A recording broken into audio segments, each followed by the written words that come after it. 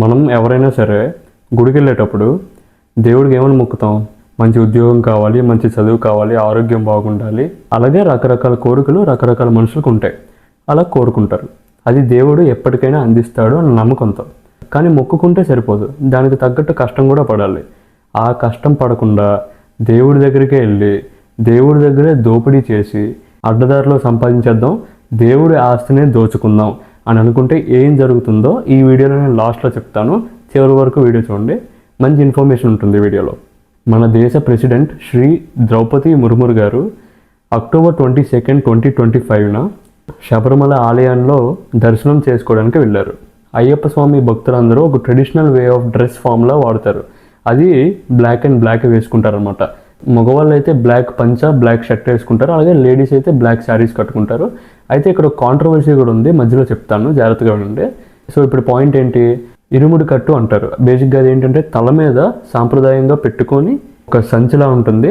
ఆ మూటని తల మీద చాలా జాగ్రత్తగా 18 స్టెప్స్ ఉంటాయి, 18 మెట్లు. ఆ 18 మెట్లు ఎక్కిన తర్వాత దేవుడికి దర్శనం చేసుకోవాలి. ఆవిడ అలాగే చేసుకున్నారు. సెక్యూరిటీ గార్డ్స్ కూడా ఆవిడతో పాటు సేమ్ అదే డ్రెస్ కోడ్ ఫాలో అయ్యి ట్రెడిషనల్ వేలో ఇరుముడి కట్టు పెట్టుకొని పైకెళ్ళి దేవుడి దర్శనం పొందారు.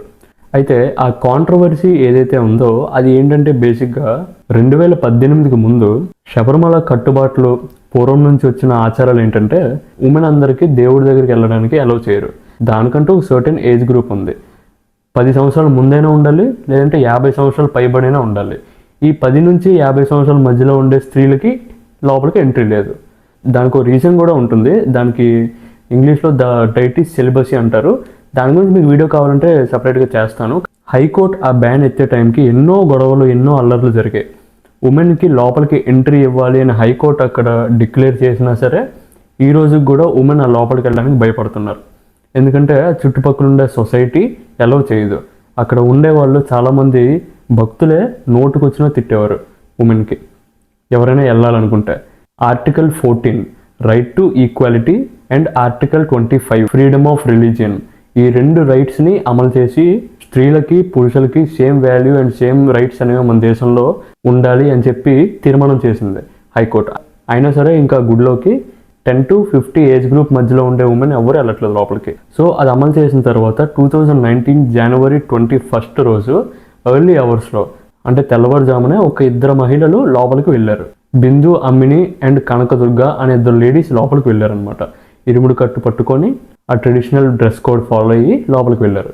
వాళ్ళు వెళ్ళింది కూడా లీగల్ వేలో వెళ్ళలేదు, చాలా సీక్రెట్గా వెళ్ళారు. సో ఇదంతా ఒక కాంట్రవర్సీ అనమాట. దీని గురించి సపరేట్ వీడియో కావాలంటే కామెంట్ చేయండి, కన్ఫామ్గా చేస్తాను. చాలా ఇంపార్టెంట్ వీడియో కూడా ఇది, అండ్ చాలా సెన్సిటివ్ వీడియో కూడా. సో ఇప్పుడు మళ్ళీ బ్యాక్ టు ద పాయింట్. మన ద్రౌపది ముర్ము గారు దర్శనం చేసుకొని కిందకు వస్తున్నారు. మెట్లు దిగుతున్న టైంలో ఆవిడకు ఒక ఇన్ఫర్మేషన్ వచ్చింది. ఆవిడ వెళ్ళాల్సిన హెలికాప్టర్ ఏదైతే ఉందో అది కింద హెలీప్యాడ్ దగ్గర ఉండే కాంక్రీట్ దగ్గర దాని స్టాండ్ అనేది స్టక్ అయిపోయింది అనమాట. సో దానివల్ల ప్లాన్ వెంటనే చేంజ్ చేశారు. చుట్టూ ఉండే సెక్యూరిటీ అందరూ అలర్ట్ అయ్యి వెంటనే కారు ఏర్పాటు చేసి ఆ కారు నుంచి బై రోడ్డు వెళ్ళడానికి ఏర్పాటు చేశారు. ఈలోపు రాజీవ్ చంద్రశేఖర్ అనే బీజేపీ కేరళ లీడర్ అనమాట, అతను ద్రౌపది ముర్ము గారి దగ్గరికి వచ్చి ఒక విషయం చెప్పారు. మీరు ఏదైతే దేవుడి దగ్గర మొక్కుకున్నారో, దర్శనం చేసుకున్నారో ఆ బయట గోల్డెన్ ప్లేట్స్ ఉంటాయి, చుట్టూ దేవుడి చుట్టూ గోల్డెన్ ప్లేట్స్తోనే అలంకరించారు. అప్పుడు పూర్వం రాజులు గుడిని బంగారం ప్లేట్స్తోని చాలా అందంగా అలంకరించి తయారు చేసేవారు అనమాట. అది చాలా సేక్రెడ్, చాలా పవిత్రంగా భావించేవారు. సో దాన్ని దొంగతనం చేశారు. అలాగే గురువాయూర్ అనే ఇంకో టెంపుల్ ఉంది, దాంట్లో కూడా ఇలాగే గోల్డెన్ ప్లేట్స్ ఉంటాయి, దాన్ని కూడా దొంగతనం చేశారు అని చెప్పేసరికి ద్రౌపది ముర్ము గారు చాలా షాక్ అయ్యారు. ఆల్రెడీ మన దేశ హోమ్ మినిస్టర్ అమిత్ షా కూడా లెటర్ రాయడం జరిగింది. సో బేసిక్గా దొంగతనం ఎలా జరిగింది అనేది క్లియర్ కట్గా మీకు చెప్తాను చూడండి. ద్వారపాలకులని బయట, ద్వారం బయట అంటే దేవుడు ఎక్కడైతే సన్నిధి ఉంటుందో దాని బయట అటువైపు ఇటువైపు ఉంటారనమాట కాపలాదారులాగా. సో వాళ్ళ ఐడల్స్ కూడా, వాళ్ళ బొమ్మలు కూడా గోల్డ్తో చెక్కారు. దాంతోపాటు తీసే డోర్స్ ఏవైతే ఉన్నాయో ద్వారాలు, వాటిని కూడా గోల్డ్తో చెక్కారు. ఈ గోల్డెన్ ప్లేట్స్ అన్నిటిని పీరియాడికల్లీ ఇవి కొంచెం ఫేడ్ అవుతూ ఉంటాయి. అక్కడ తరచూ జరిగే పూజల వల్ల ఎన్నో లక్షల కోట్ల మంది వస్తూ ఉంటారు, ఎంతోమంది పూజ చేస్తూ ఉంటారు. సో దానివల్ల గోల్డ్ మీద కొంచెం ఫేడ్ అనేది జరుగుతుంది, దాని అందం అనేది తగ్గుతుంది, దాని బ్రైట్నెస్ తగ్గుతుంది. ఈ పీరియాడికల్ ఎఫెక్ట్ వల్ల వాళ్ళు అప్పుడప్పుడు ఈ గోల్డెన్ ప్లేట్స్ని తీసి గోల్డ్ ప్లేటింగ్ రిపేర్స్ చేస్తూ ఉంటారు. ఎలక్ట్రోప్లేటింగ్ వర్క్స్ అని కూడా అంటారు వాటిని. సో రిపోర్ట్స్ ప్రకారం ఈ గోల్డెన్ ప్లేట్స్ని చెన్నై పంపించారు స్మార్ట్ క్రియేషన్స్ అనే ఫర్మ్కి. సో అదొక రెప్యూటెడ్ కంపెనీ అని తేలింది. సో ఇదంతా ట్రాన్సాక్షన్స్ ట్రావెలింగ్ అంతా ఒక మనిషి చూసుకునేవాడు.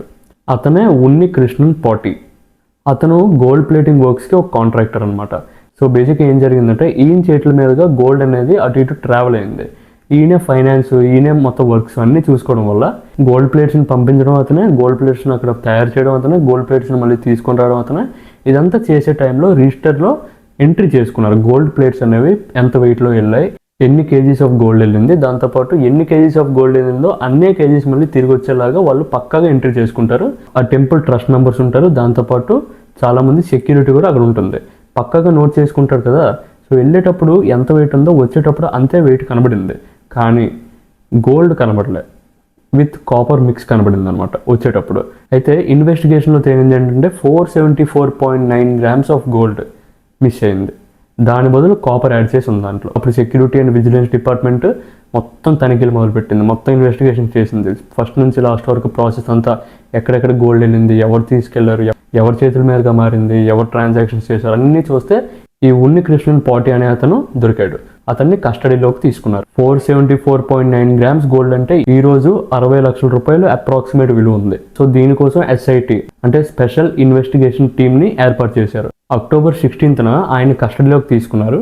అక్టోబర్ 16th నుంచి అక్టోబర్ 17th వరకు అరౌండ్ 11 hours ఆయన్ని ఇంటరోగేట్ చేసిన తర్వాత ఆయన ఇంకొక పేరు బయట పెట్టాడు, అదే కపిలేష్. అతని దగ్గర కూడా లెఫ్ట్ ఓవర్ గోల్డ్, మిగిలిపోయిన గోల్డ్ కొంచెం ఉంది. సో ఆయన కూడా పట్టుకున్నారు.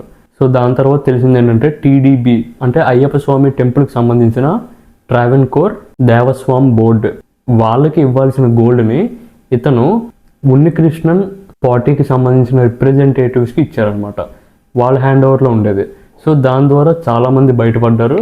అయితే కొన్ని రిపోర్ట్స్ ప్రకారం మనకు తెలిసింది ఏంటంటే గోల్డ్ అనేది చెన్నైయే కాదు, దగ్గరలో ఉండే చాలా ఏరియాస్కి సప్లై అయిందనమాట, ట్రాన్స్పోర్ట్ అయిందంట. కర్ణాటక ఇలాంటి చాలా సిటీస్కి అది ఆల్రెడీ ట్రాన్స్పోర్ట్ అయిందని చెప్తున్నారు.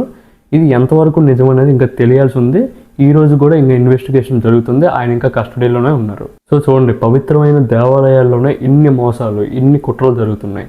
సో దీని మీద మీ అభిప్రాయం ఏంటో ఒకసారి కామెంట్ చేయండి. అలాగే మీలో ఎవరైనా శబరిమల వెళ్ళొచ్చారా, మీ ఎక్స్పీరియన్స్ ఏంటి, అక్కడ మీకు జరిగిన దైవ అనుభవాలు ఏంటి, అవన్నీ నాకు కొంచెం చెప్తే కామెంట్ సెక్షన్లో చెప్పారంటే చాలామందికి తెలుస్తుంది. ఈ రకమైన దీక్షలో పాల్గొన్నప్పుడు ఎంతో కఠోరంగా, ఎంతో మార్నింగ్ లేచి వాళ్ళ కాలకృత్యాలు అన్నీ చూసుకొని, కొంతమంది ఫుడ్ కూడా చాలా లిమిటెడ్లో తీసుకుంటారు, కొంతమంది అయితే ఒంటిపూట అది కూడా చాలా తక్కువ మొత్తంలో తీసుకొని, అయినా సరే అంత ఎనర్జెటిక్గా రాత్రిపూటలు భజన చేయడం, ఇదంతా వాళ్ళుండే ఆ 41 daysలో కూడా ఎంతో భక్తితో, ఆ శక్తి దేవుడే ఇచ్చినట్టు ఉంటుందని చాలామంది చెప్పారు. అది ఎంతవరకు నిజమో మీరు ఆల్రెడీ ఉంటే నాకు కామెంట్ చేయండి, మీ అనుభవాలు ఏంటి.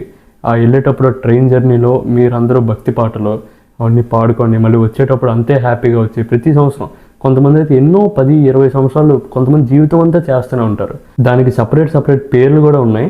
అదంతా చెప్తే ఈ వీడియో లెంత్ కూడా పెరిగిపోతుంది. ఇదంతా మీరు షేర్ చేసుకోవాలనుకుంటే కామెంట్లో హ్యాపీగా షేర్ చేసుకోవచ్చు. యూట్యూబ్ ఫ్రెండ్స్ కూడా చూస్తూ ఉంటారు కాబట్టి వాళ్ళు తెలుసుకుంటారు మన అయ్యప్ప స్వామి శబరిమల చరిత్ర గురించి.